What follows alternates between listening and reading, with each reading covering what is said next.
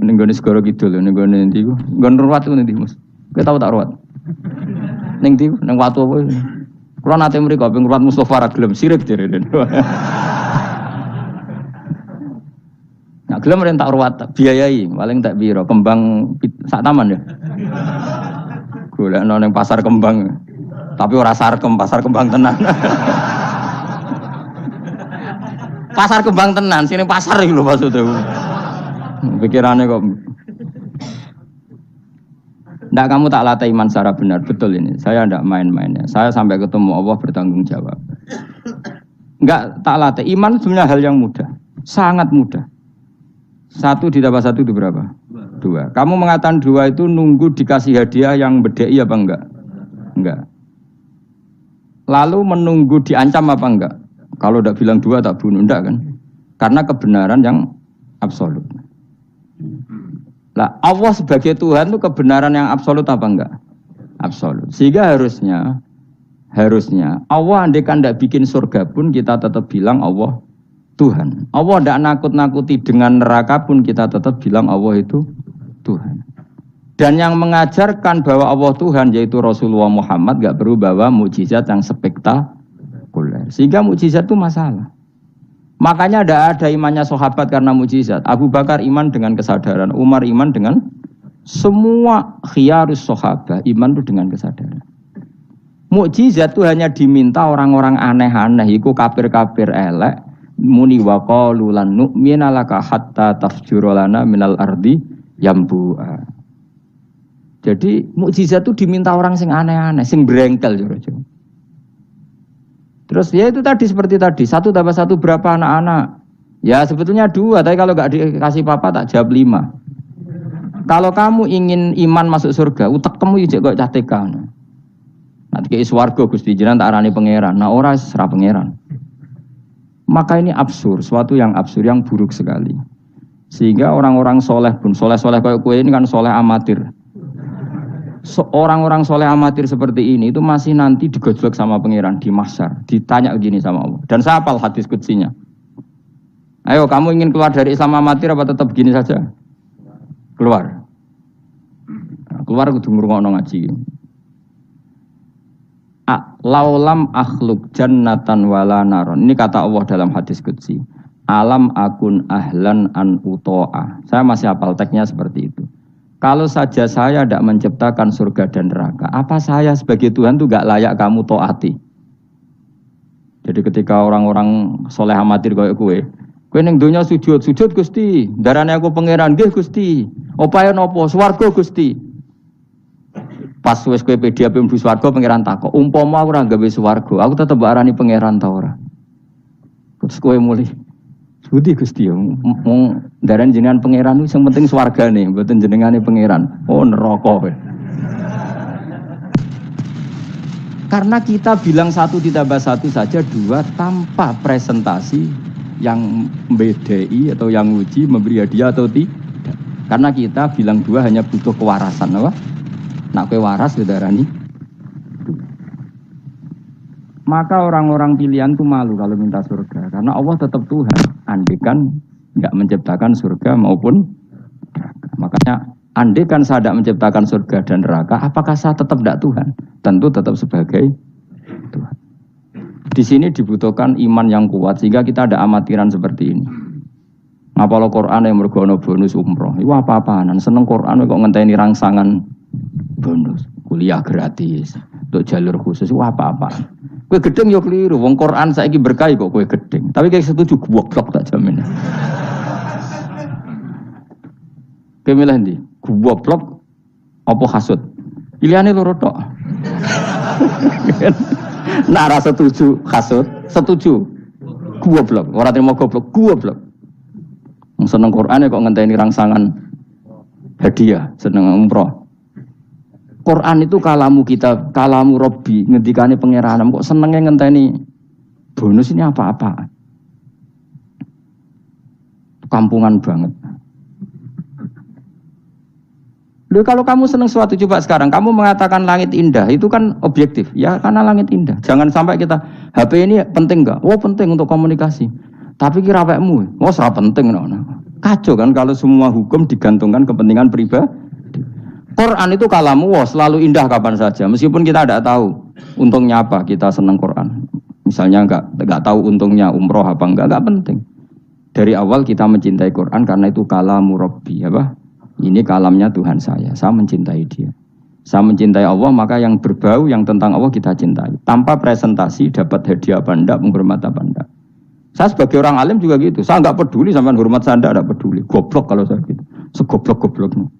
Saya orang alim diwajibkan mulang, ya mulang. Dan saya mengharap ridhonya Allah. Terus gue ngaji, gue lihat ridhanya Allah, gue lihat selesai kan? Enggak ruwet. Ojo kok ngaji, aku ngaji Gus Ba nak sida alim. Nak alim ra ngaji malah ra bakal alim. Ngaji saja. Lah iso alim gak penting. Saya ulang lagi ya. Saya pernah matur ini bahkan di depan mas saya sarang.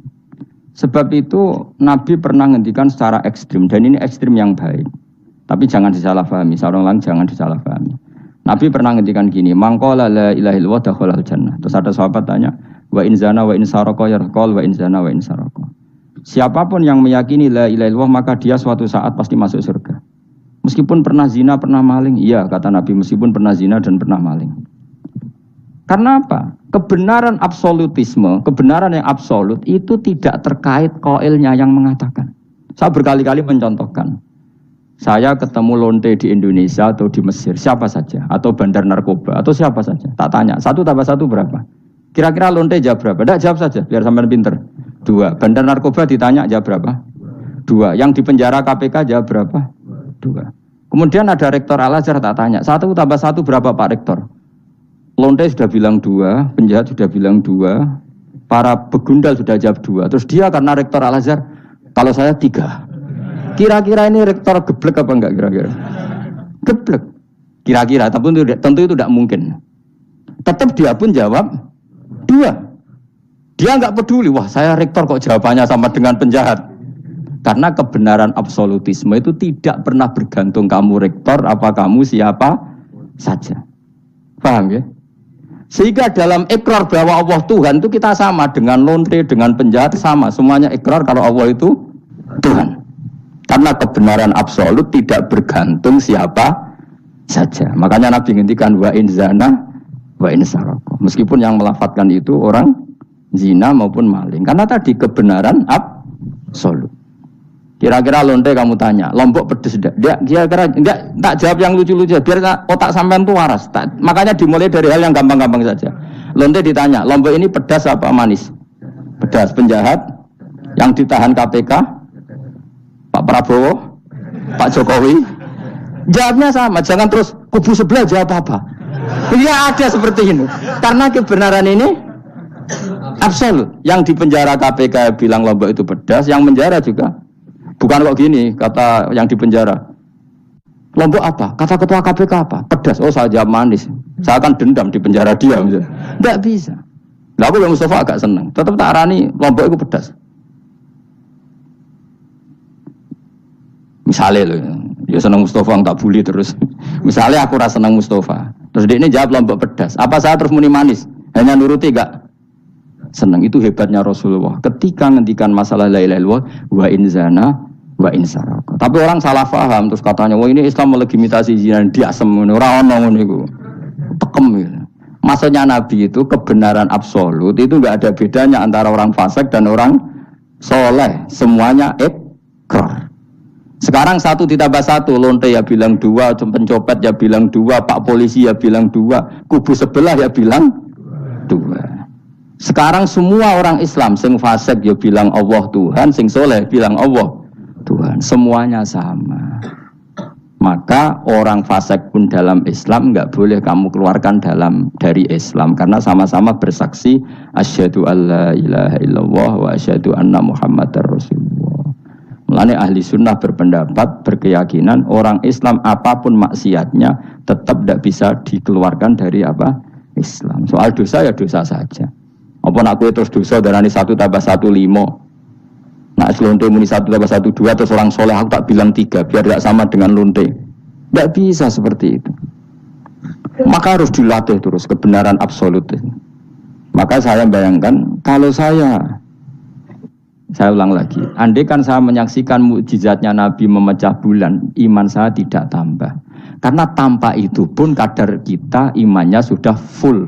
Kenapa? Karena kebenaran Rasulullah sebagai Rasul adalah kebenaran yang absolut. Seperti saya meyakini 1 tambah 1 2, dikasih hadiah 1 juta itu tidak nambahi iman saya kalau 1 tambah 1 2. Paham ya? Enggak tambah kan iman kamu. 1 tambah 1 2, terus kamu dikasih hadiah 1 juta. Kepercayaan kamu bahwa 1 tambah 1 2 tambah apa enggak? Enggak kan?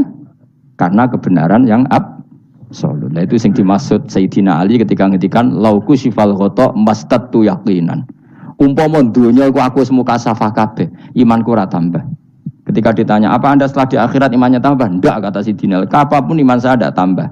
Maksudnya tidak tambah karena kebenaran absolut. Siapapun yang mukmin secara benar itu imannya sudah 100%.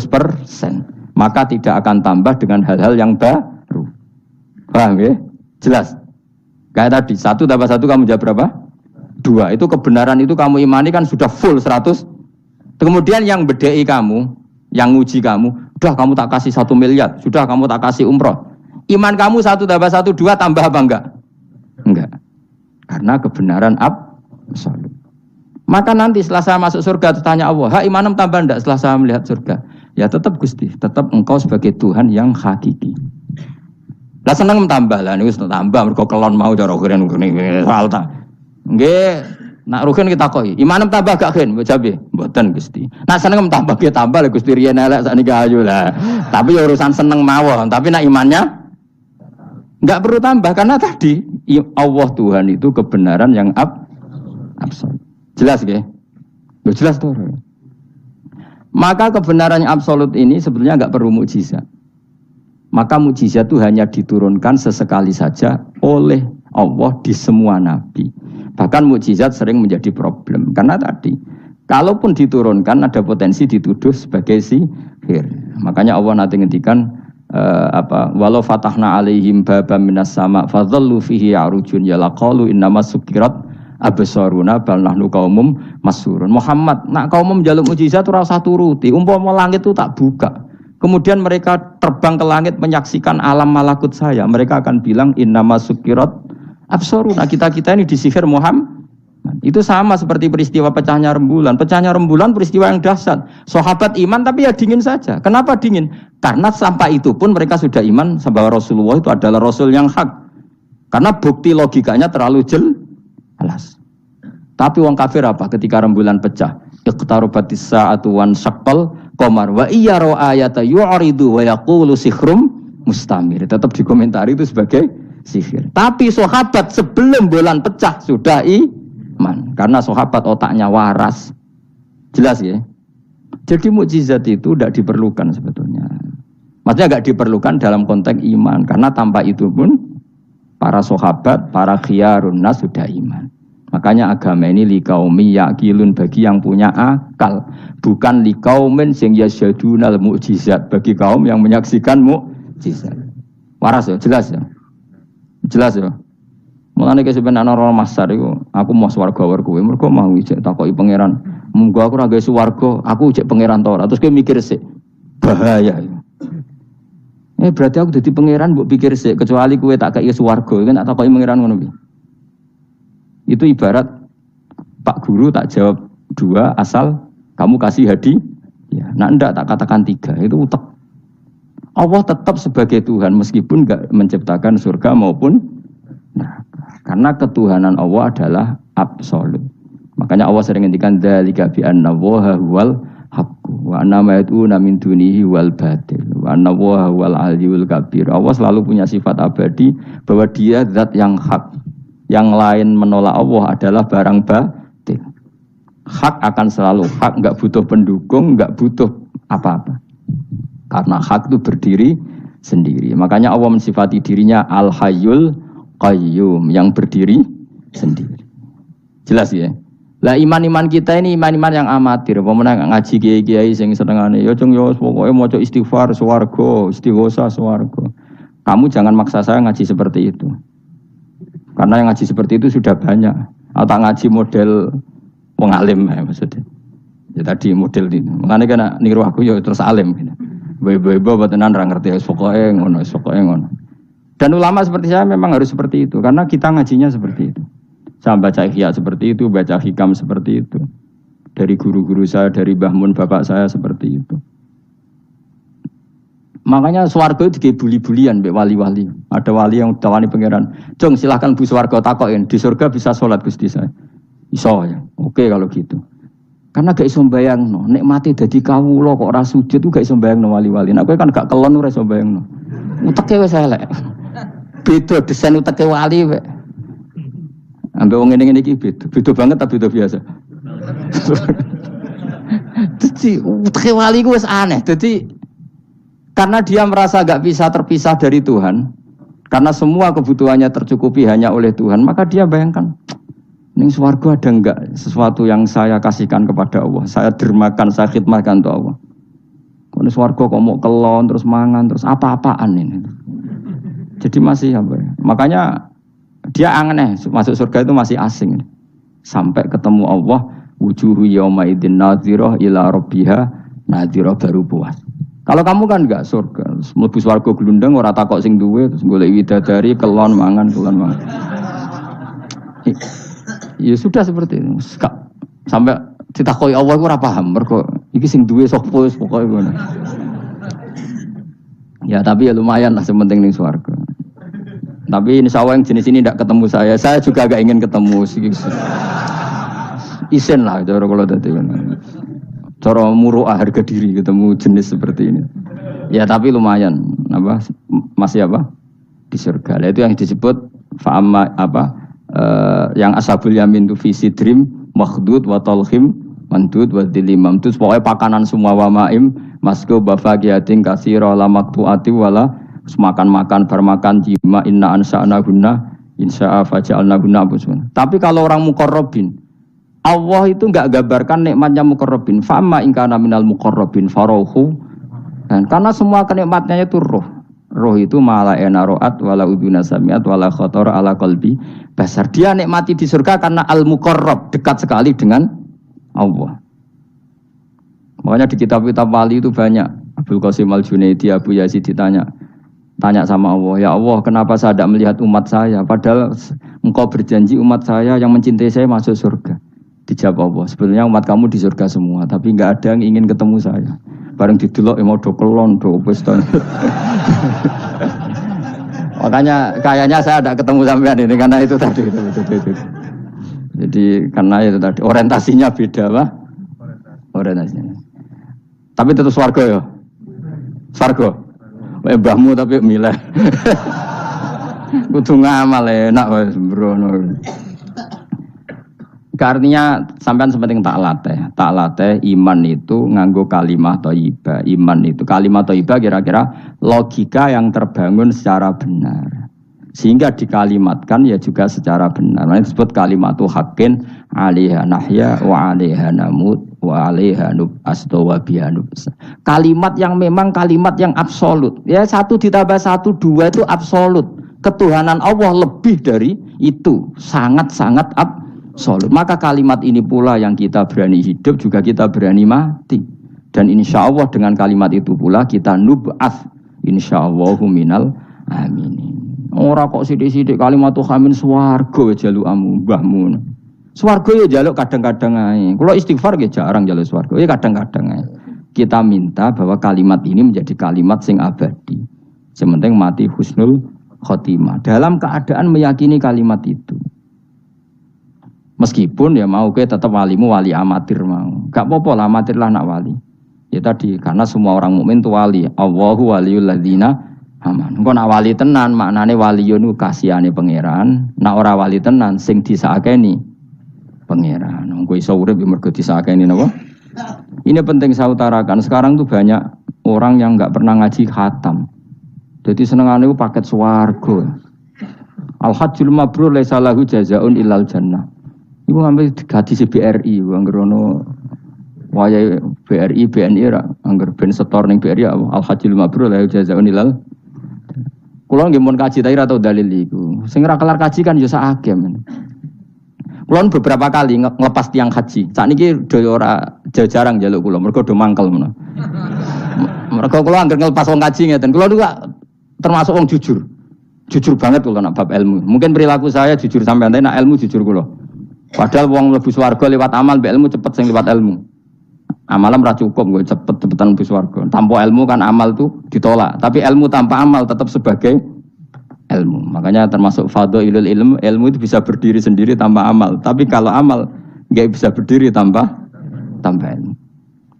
Saya kalau ngelepas orang haji bilang gini, karena yang datang itu ya banyak yang enggak haji atau enggak mampu haji. Dia niki nak dongakno dadi kaji mabrur walese swarga. Sing mboten kelar kaji dongakno salate iku nggih mabrurah, salat sing ditampa nggih mlebu swarga. Sing ngrumat anak ikhlas nggih swarga. Sing kere ikhlas nggih swarga. Sing syukur mergo tanggane kaji meskipun ora kelar kaji tapi melok seneng koyo senenge sing haji nggih swarga. Mergo alamate wong mukmin seneng nak dulure seneng. Akhirnya sing kaji kan kecewa, perkarane ora fokus muji dekne. Mulane terus ra diundang meneh kan kira-kira gitu. Tapi aku malah beneran kan hisabku ringan. Daripada aku mentale model mubalek, haji ku fadilah ngene-ngene, ne multazam, masyaallah. Nek Hajar Aswad muni manu, masyaallah mergo disangoni sing order. Tapi dekne gak mikir ning nguri wong do nangis perkara nih ditakdir gak kelar kaji. Gawe ngenese wong fakir dosa dul-dul paham. Iku kudu di ngajekno meneh. Mergo sing nyangoni iku dadi dipuji-puji. Enggak boleh ulama seperti itu. Namun balik oleh, nah ulama enggak boleh. Balik ulama kan kelasnya beda, napa? Balik sing alim maksudnya. Sing alim menawa ya kembar lah, mesti kayak. Karena kita punya etika. Coba yang miskin semua umat Islam semuanya ingin haji, tapi enggak kelar haji. Kok mbok dalili fadilai haji, fadilai multazam. Yo nangis malah ngenes. Mulai kelar dira jante. Ya ibu-ibu sing ngrumat anake sabar senajan to anake rewel nggih swarga. Bapak-bapak sing ngrumat bojone rewel nggih swarga. Sementing syaratnya rewel lan sabar aku niku. Nak sabar tanpa rewel belum teruji kata saya. Jadi syaratnya bojo sabar kudu apa? Rewel. Syaratnya wong wedok sabar sing lanang kudu fakir niku tak itu. Itu. Kalau kamu jadi ulama harus seperti itu. Zaman Nabi Sugeng ya seperti itu. Nabi itu kalau ngitung ahli swarga itu banyak sekali. Ana wa kafilul yatim kahataini fil jannah. Sing rumah yatim kahataini fil. Ada seseorang yang pendosa sekali melihat anjing kehausan dikasih minum lalu dia menjadi ahli surga. Ada seseorang lewat ada duri di tengah jalan disingkirkan takut kena orang mukmin juga menjadi ahli. Itu nyebut ahli surga itu sampai berpuluh-puluh, mungkin beratus-ratus. Sehingga semua sahabat itu menekuni amal yang dia ditakdir di situ. Pengajar manusia kebaikan surga, yang belajar kebaikan gak sampean surga. Semuanya. Sekarang enggak, karena yang order wong kaji. Masya Allah haji ku, masya Allah. Multa, kalau bolak-balik kurang ngoten niku. Kalau kadang bagian donga. Batin wong kok ngene. Nanti kayak duit pena mulai batin ku malah ngerame itu. Sampai mangkalku. Tapi semenjak saya yang bagian ngisi seperti itu, saya ingin balik ke daerahku rawani kan. Bahaya wilayah Gus bah akhirnya ya. Wilayah angker ini. Akhirnya nak ngelepas wong kaji ge dongakno hajine mabrur sing mboten kaji ge mugi-mugi ibadah ditampa srawani ngomong liyane. Tak semprit nek gak ngono.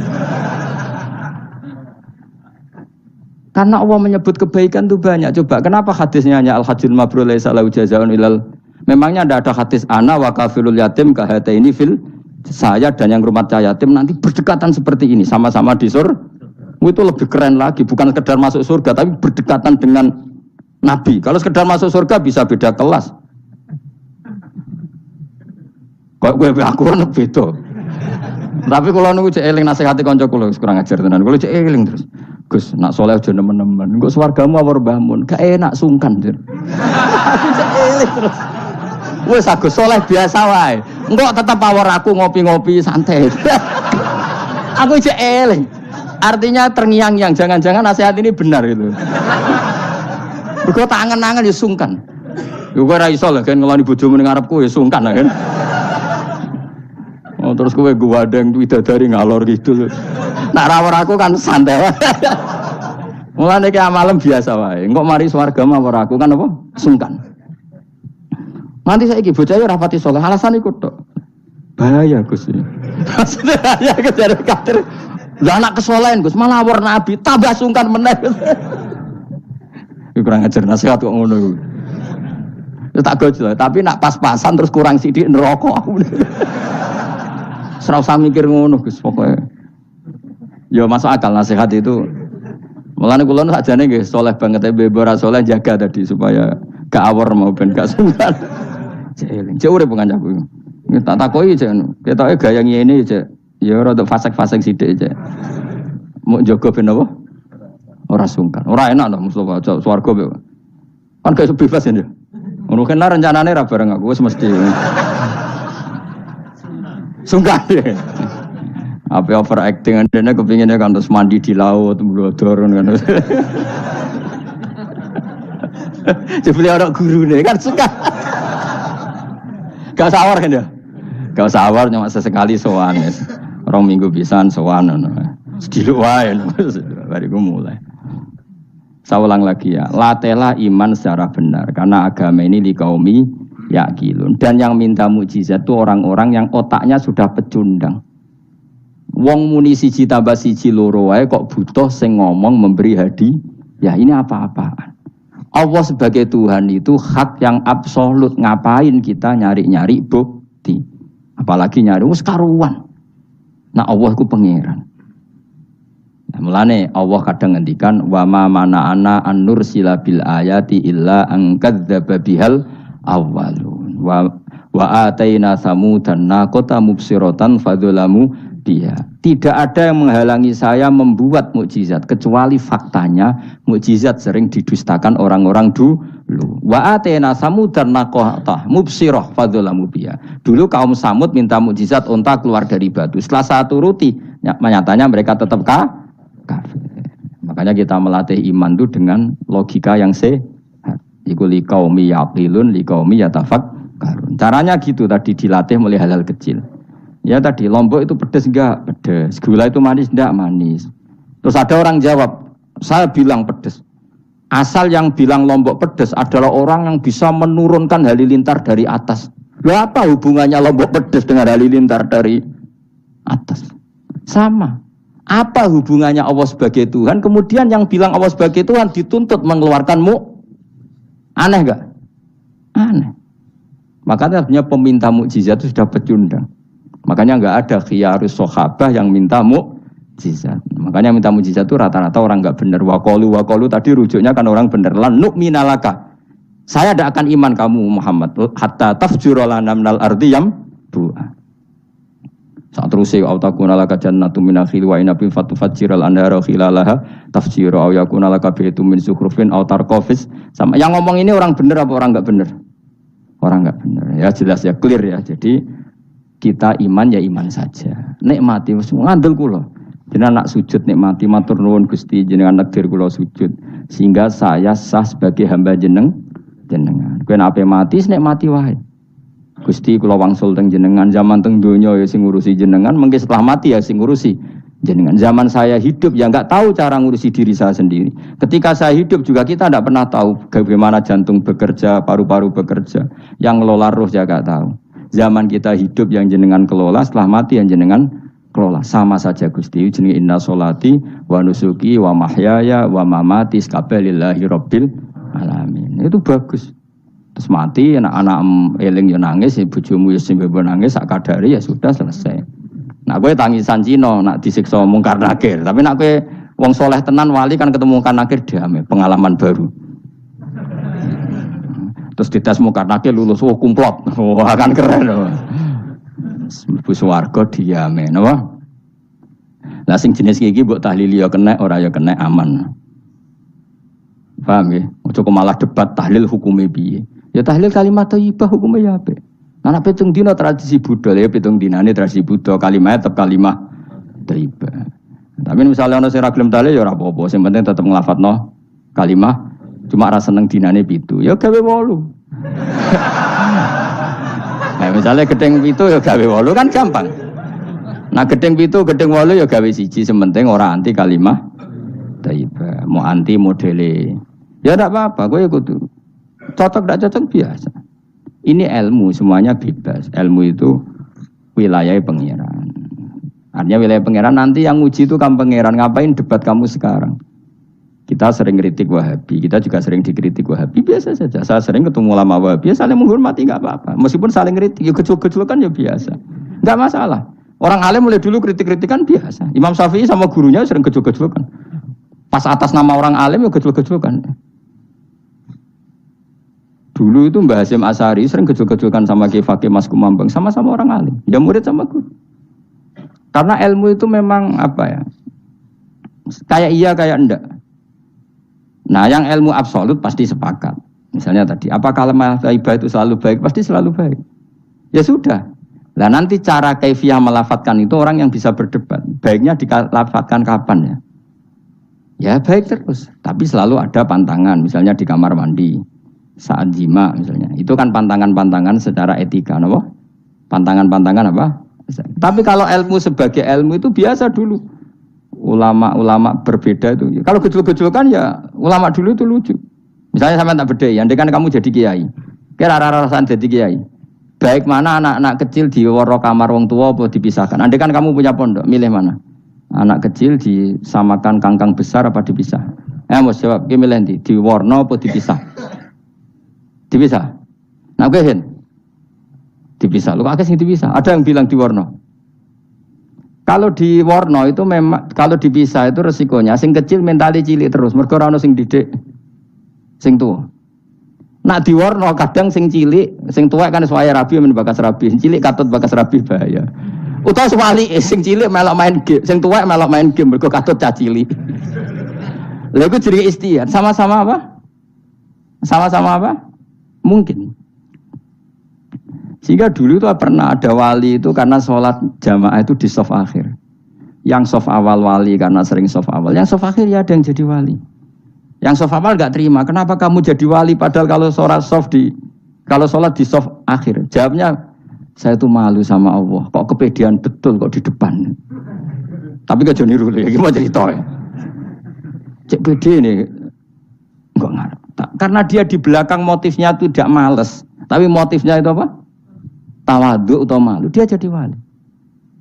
Nah, aku kan bergo males panjen. Atau moh rohimame tadi. Iku sing mari ra wali-wali. Sing kok ngarep kadang ambisi ngimami padha dene malah repot meneh. Jadi dulu ilmu itu biasa. Orang Maliki itu nak gojlok orang Hanafi itu ya entek ngame. Orang Hanafi kalau gojlok Imam Malik itu ya entek ngame. Ya biasa dulu itu ilmu. Ya biasa. Misalnya gini sampean tak bedhei. Tidak jawab saja jujur. Rasulullah itu puasa Senin Kemis selalu apa kadang-kadang dalam semua riwayat. Kadang-kadang. Sesuatu yang kadang-kadang dilakukan Rasulullah itu akan sunat terus apa sunatnya juga kadang-kadang. Ayo jawab saja. Wah, akeh sing sarap ya. Rasulullah itu puasa Senin Kemis itu kadang-kadang apa terus? Kadang-kadang. Ini sudah masih benar. Sesuatu yang pernah dilakukan Nabi kadang-kadang itu menjadi sunat terus apa sunatnya juga kadang-kadang terus. Nah sekarang ini sebetulnya hadis kunut itu semuanya sepakat. Rasulullah kunut itu ya ahyanan kadang-kadang. Nah sesuatu yang pernah dilakukan Nabi kadang-kadang itu akan menjadi sunat terus ila yaumil. Maka Imam Syafi'i milih kunut terus. Abu Hanifah enggak. Bahaya kalau sunat kok dilakukan terus nanti dikira wajib. Sehingga Abu Hanifah tidak kunut. Dan itu ya biasa ketemu Imam Syafi'i kalau sholat di Masjid Abu Hanifah itu tidak kunut. Ketika ditanya ikroman di hadal madhab, saya menghormati madhab. Orang Hanafi kalau main ke rumahnya Imam Syafi'i ya kunut ya biasa dulu. Sekarang kunut dan kunut jadi politik identitas. Ini kunut sebelah ini mesti. Tidak kunut sebelah yang dulu itu enggak. Saya sampai sekarang nggak pernah tahu kunut itu tradisi ormas mana. Sampai sekarang nggak ada tahu. Karena saya orang alim tahunya kunut madhab Syafi'i, nggak kunut madhab Hanafi. Dan itu sebelum tahun 12 dan 26 mazhab itu. Sudah tahu toh maknanya? Mazhab itu sebelum tahun 12 dan tahun 26. Jelas? Kok orang paham? Jadi dulu lama ya biasa perdebatannya gitu. Apakah sesuatu yang pernah dilakukan Nabi secara ahyanan itu sunat terus apa sunatnya juga ahyanan sekali tempo? Jawabannya apa? Terus. Tapi kalau terus bahaya nanti yang sunat dikira wajib. Nah, yang berpikir gitu Abu Hanifah, yang berpikir terus Imam Syafi'i. Ya sudah, akhirnya jadi seperti ini. Dulu itu nggak jadi politik identitas, saling menghormati. Imam Syafi'i itu Abu Hanifah sudah kabundut. Pernah sholat di masjid Abu Hanifah tidak kunut. Ketika ditanya ikroman lihadzal madhab, saya menghormati madhab ini. Entah angen-angen nak kunut terus nggak dikira wajib. Orang-orang Hanafi kalau ke rumahnya Imam Syafi'i di komunitasnya juga kunut. Ya sudah biasa dulu seperti itu. Makanya kita ini harus ngaji. Dulu itu biasa ulama gejol-gejolkan perkara madhab kayak yang saya contohkan tadi. Orang yang membatalkan puasa lewat jima itu kan sanksinya berat. Sanksi ini karena jima, apa karena hadku hormati Ramadan biuri usrin syar'iyyin, merusak kehormatan Ramadan tanpa uzur syara'. Cara Imam Malik karena merusak Ramadan tanpa uzur syara' sehingga gak jima pun hukumnya sama. Yaitu misalnya makan tanpa uzur, ya hukumnya sama. Kenapa sama? Jima istri hukumnya apa? Halal apa haram?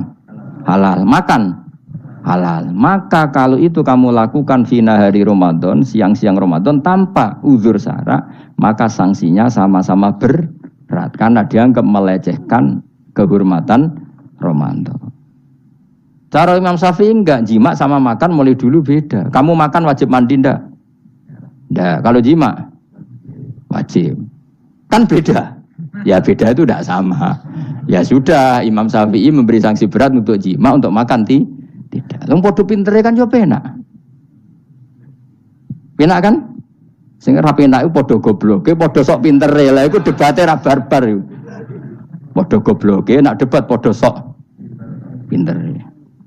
Wis naudzubillah min dzalik. Kulo nek debate wong malah kudu guyu. Malah melok goblok, ngrungokno tok iku malah melok goblok. Wong debat agama kok gak ono referensi, ra ono kitabe. Amen muni menurut saya.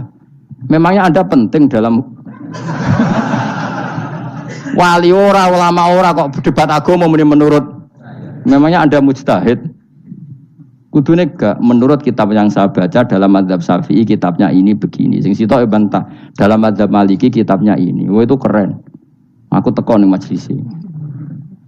Debat menurut saya. Memangnya Anda siapa? Nabi ndak, wali ndak, ulama ndak? Kok mau agama menurut Anda? Wis wargane ora mesti kok ape.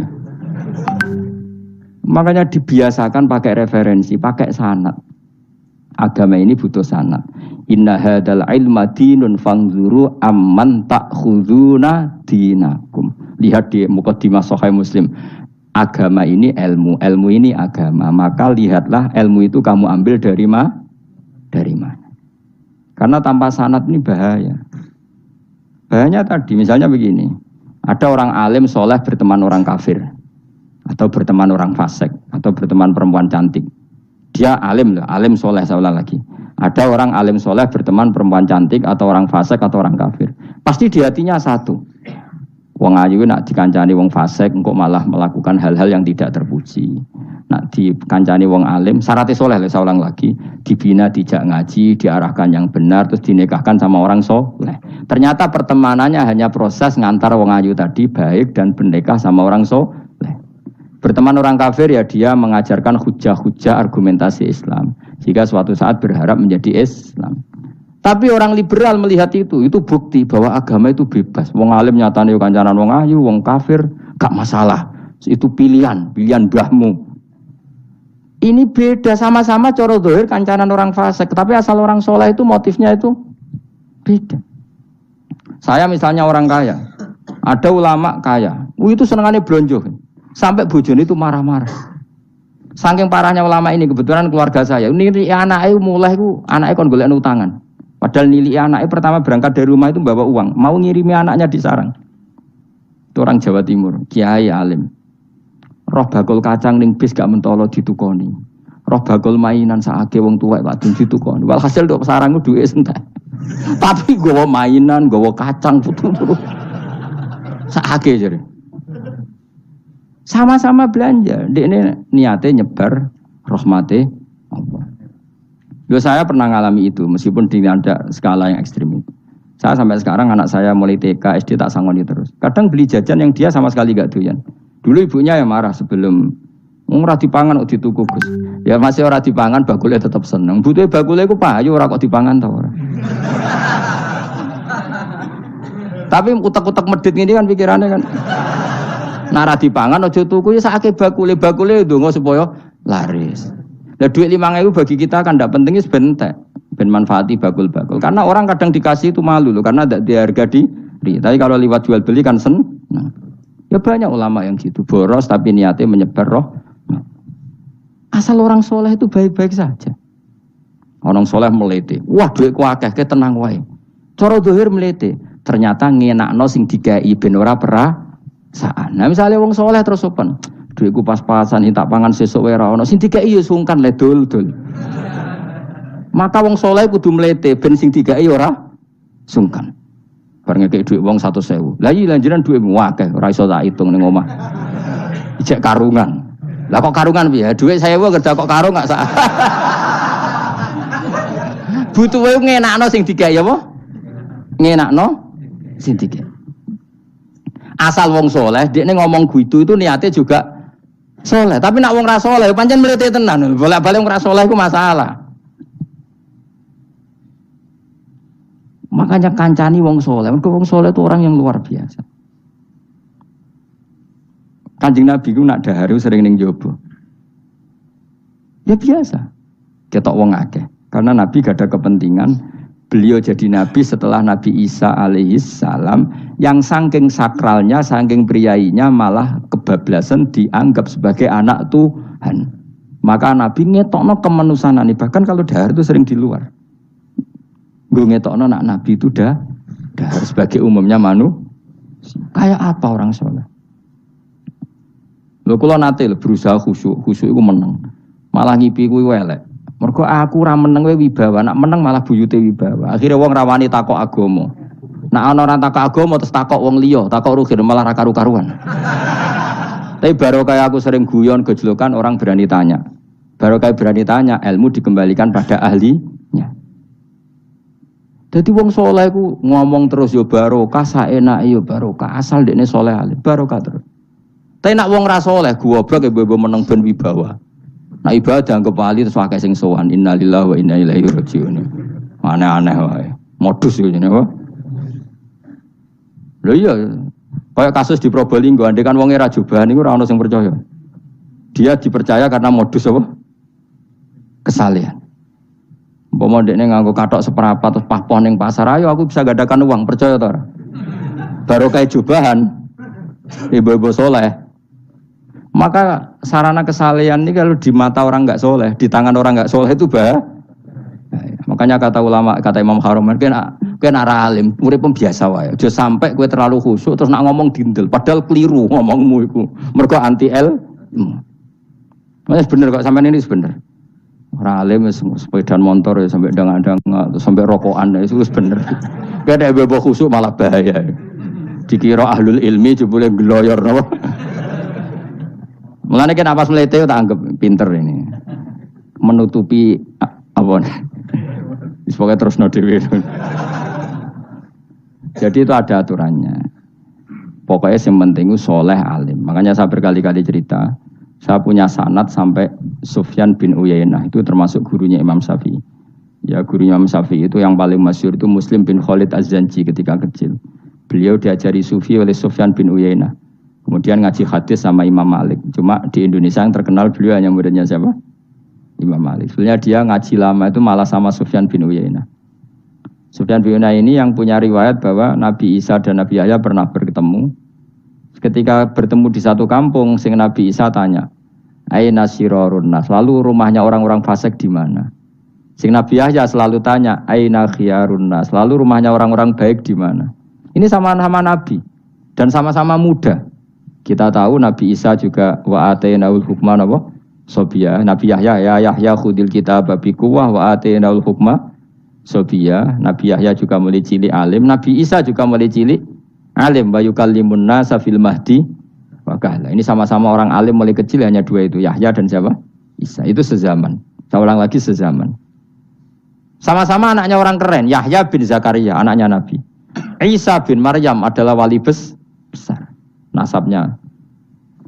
Akhirnya Nabi Isa yang mulai tanya, "Lima tas'al aina khiyarun nas?" Kenapa kamu tanya rumahnya orang-orang baik di mana? Kata Nabi Yahya, kumpul orang soleh itu enak, nyaman.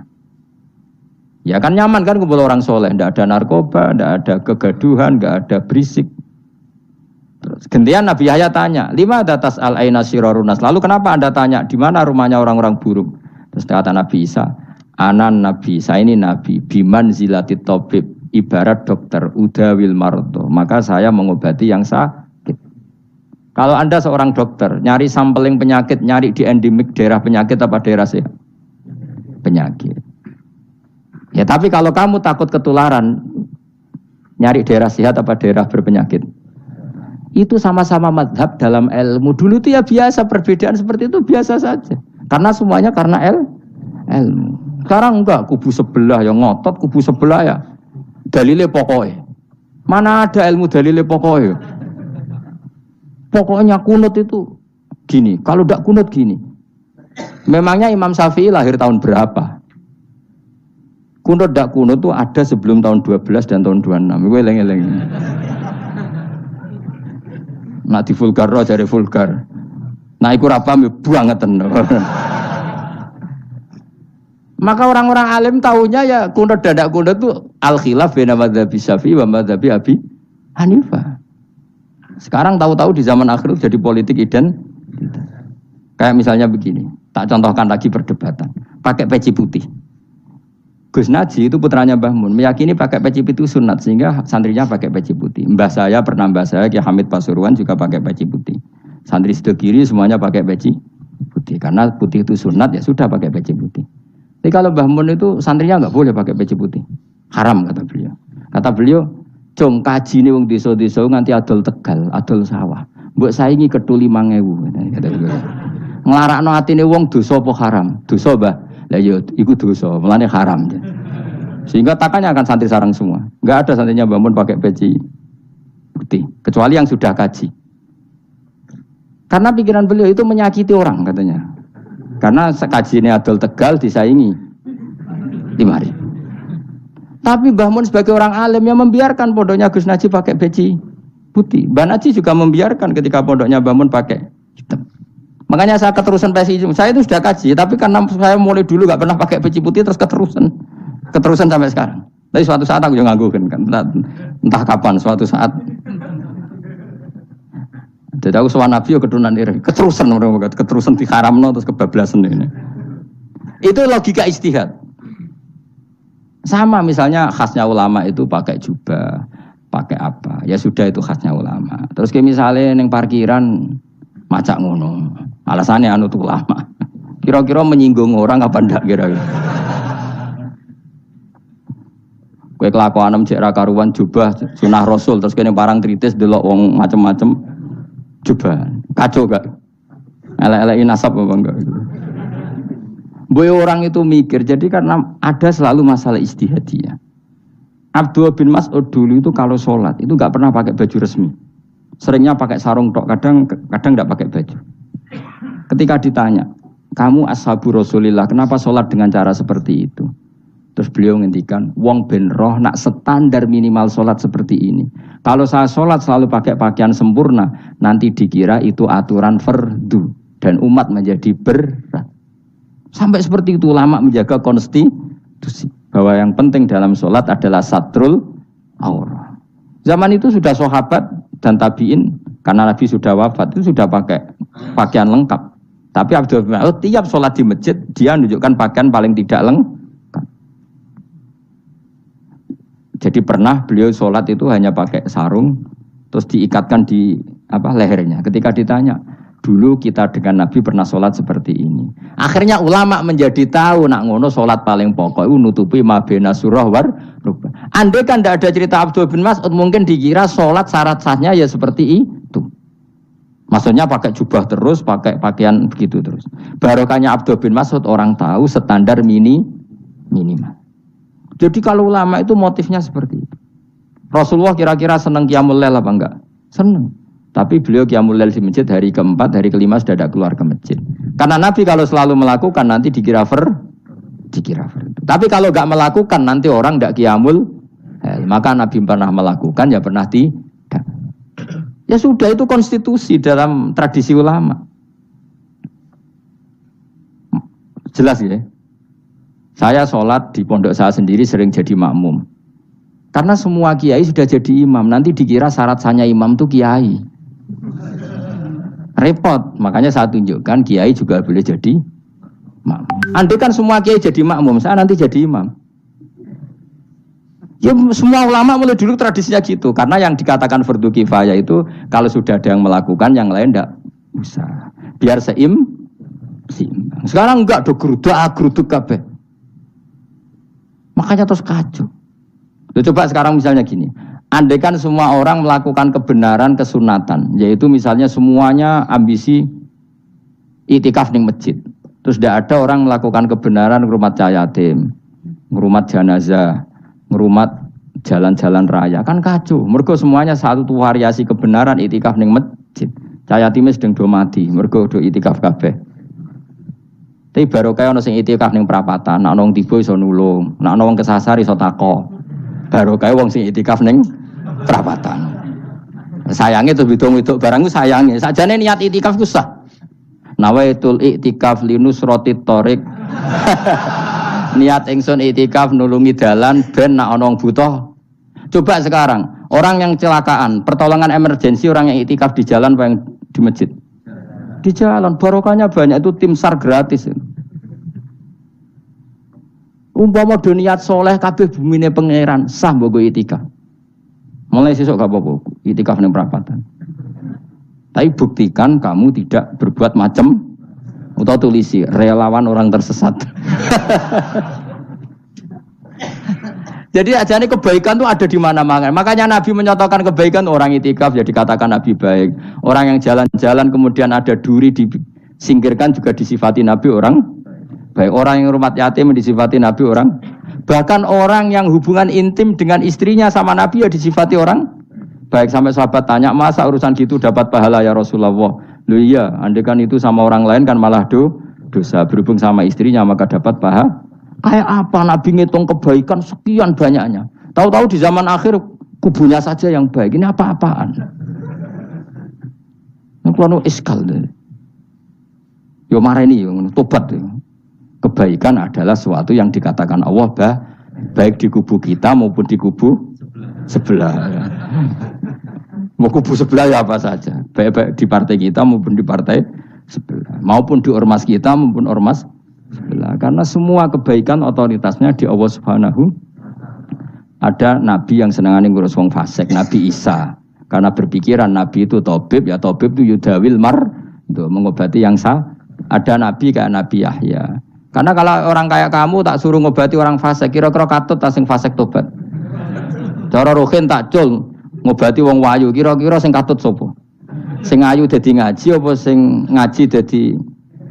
Ya ukur dhewe, nak ora kuat niru Nabi Yahya, nak kuat niru Nabi Isa. Tapi kowe ora nabi masalah. Ya sudah, yang penting roh ilmunya. Bahwa dulu itu biasa. Paham ya? Makanya Sayyidina Abu Bakar jadi wali karena akhlaknya baik. Tapi akhlak baik itu tidak cukup untuk melindungi Rasulullah. Karena ketika Nabi diteror, Abu Bakar tidak bisa berbuat banyak. Sehingga ketika Abu Bakar sudah Islam, Nabi itu masih sembunyi. Sampai ketika lihat Umar gelut di pasar Ukad, dia petarung yang menangan, Nabi berdoa, Allahumma aizal Islam bi Umar. Semoga orang seperti ini itu masuk Islam. Karena ini rapati butuh sopan, ini butuh petarung. Tenan, Umar masuk Islam. Masuk Islam hari pertama sudah Abu Jahal ditotok rumahnya. Kamu lo ganggu Rasulullah Muhammad tak bunuh kamu. Semua orang diparani. Akhirnya bersamaan dengan itu ada khitab fasda bima tu'mar. Akhirnya Nabi berani dakwah secara ala niatan. Barokahnya mantan preman. Jadi kebutuhan Islam banyak. Butuh orang sopan, butuh petarung, butuh macam-macam. Butuh wong lomo, butuh wong fikih sabar itu sakeh, ora usah ditambahi. Karena jumlahnya sudah overload yang fikir itu juga. Itu rasa diproduk sudah masif lah, sudah. Jadi orang kok kalau gede fikir, maksudnya jumlahnya sudah banyak. Jadi itu kayak apa kearifan Rasulullah? Makanya Abu Bakar pertama jadi khalifah. Ketika beliau mau wafat, itu nunjuk Umar jadi khalifah. Coba. Padahal beliau wataknya lemah tapi menunjuk orang yang sangat kasar, yaitu Sayyidina Karena beliau insaf, tidak semua kebaikan terwakili oleh orang berakhlak. Kadang kebaikan terwakili orang yang tegas.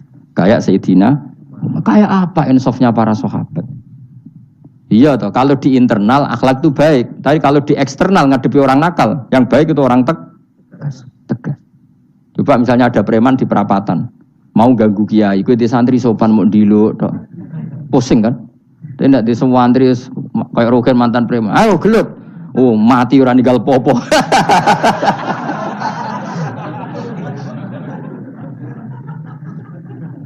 Itu kan keren, apa? Keren. Makanya Abu Bakar ketika, lu ya, sampean tahu kan hadisnya Umar, setiap ada orang munafik macam-macam pamitnya sama Nabi, da'ni adrib pun izini Nabi tak biya coy. Ya setiap hari kegiatannya gitu terus.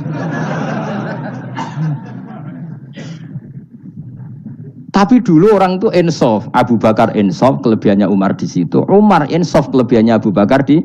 Maka ketika kandidat khalifah, Umar mengangkat Abu Bakar jadi khalifah dan disetujui semua sahabat. Ketika Abu Bakar mau wafat menunjuk Umar dan disetujui semua sahabat. Orang kok Abu Bakar pepe wong halus, golek sing sejenis aku ndak. Karena dulu semua orang itu pakai insaf, pakai kesadaran sing super tinggi, tidak nuruti nafsu. Loh saya andekan ada orang alim sekelas saya kok mau ganti tafsir Jalalain, ganti Gus Fikih yang mendesak fikih. Terus dia alim enggak masalah ya. Salahnya dia alim keramat. Wah dia ngerti Allah Mahfud nak setingkat aku. Nak roh berarti hop. Karena dulu itu begitu, ulama dulu itu seperti itu. Biasa. Sekarang tuh enggak. Orang itu kalau enggak kelompoknya enggak mesti salah. Abu Bakar itu raqiqul qalbi. Raqiqul hawashi, riqqatul qalbi. Tapi beliau justru menunjuk Sayyidina Umar karena dia tahu Islam itu musuhnya banyak, butuh orang tegas. Umar juga tahu bahwa di internal Islam itu butuh riqqatul qalbi sehingga beliau hormat sama Abu Bakar. Tak pimpin aku, wah bubar kabeh. Tapi dari Abu Bakar, ning jobo aku tok wong mlete nek ora ono Umar. Sehingga dua beliau saling melengkapi dan itu luar biasa. Nah khilafnya ulama kira-kira seperti itu. Yang peci putih ya silahkan gue iling-ilingan, nak putih itu sunat. Tapi sing ireng, piye-piye kaji desa iku disaingi kedul 5.000 gak terima aja. Yakin deh, Bos. Nah, saya ini mulai kecil di sarang. Tapi mertua saya itu keluarga Pasuruan. Jadi saya lucunya saya kalau ngajar di Pasuruan pakai peci hitam. Sebagian santri separuh pakai peci hitam menghormati saya. Sebagian pakai putih menghormati kiainya. Jadi jadi saya lihat ini ya sepanjang sejarah kalau saya ngajar itu jadi warna-warni itu karena tadi saya kaget kok banyak yang pakai baju hitam. Bermati jenengan yang putih masih banyak separuhan. Ya enggak ada yang merencanakan, ya alami saja. Nah, cara sampean bener di. Putih apa hitam? Putih apa hitam? Bebas. Karena tadi ini masalah nopo istihad. Pun kula terusno. Supaya sementing wau iman itu sesuatu yang absolut. Maka kita andaikan Allah tidak bikin surga neraka pun kita tetap sebagaimana kita mengatakan 1 tambah 1 2 dapat hadiah apa ada dapat hadiah ya tetap mengatakan 2 1 tambah 1 pasti 2. Subhanalladzi wa sudzidzat khalaqa kang gawe sapa ladi ala azwaja ing pira-pira pasangan ari asnafa tegese pira-pira pasangan kullah sakabehane asnaf tak Allah gawe mimma sing perkara tumbi tukang nukulno apa bahasa Indonesia menumbuhkan apa al-ardu bumi minal hububi sanging pira-pira bebijian wa ghairi halan yana hubub wa min anfusihim lan Allah gawe jenis jejodohan sangka awak dhewe ne wong akeh. Jadi Allah bikin sesuatu itu berjodoh-jodoh, berpasang-pasangan. Termasuk manusia juga berpasang-pasangan. Minat zukuri sing pira-pira lanang walinasilan pira-pira wedok, wa mimalan sing perkara la ya lamun kang ora ngerti sapa wong akeh. Maksudnya zaman belum ditemukan listrik misalnya atau belum ditemukan apa saja yang zaman itu enggak ada. Allah ngendikannya gini, Maha suci zat yang bikin tumbuhan, bikin hewan semuanya berpasang-pasangan, termasuk manusia juga berpasang-pasangan. Dan Allah juga bikin berpasang-pasangan dari sesuatu yang sekarang belum dikenal di era itu. Jenenge wa mimma layak lamun. Ya era itu misalnya nggak ada listrik, tapi setelah ada listrik ya sama, ada plus ada minus. Jadi sama tetap polanya asal selain Allah itu pasti berpasang. Meskipun sesuatu itu sekarang belum dikenal. Kayak zaman dulu kan belum ada listrik, tapi setelah ditemukan listrik juga ada plus, ada minus. Itu jenis wa mimma layak lamun, dan dari sesuatu yang kamu tidak tahu. Minal makhlukati sing pira-pira makhluk al ajibati kang gawokno al ghoribati kang aneh utawa kang langka alam wa ayatul lamun. Subhanallah wa bihamdi adada khalqihi wa ridha nafsihi wa zinata arsyihi wa midada kalimati. Subhanallah wa bihamdihi adada khalqihi wa ridha nafsihi wa zinata arsyihi wa midada kalimati. Subhanallah wa bihamdihi adada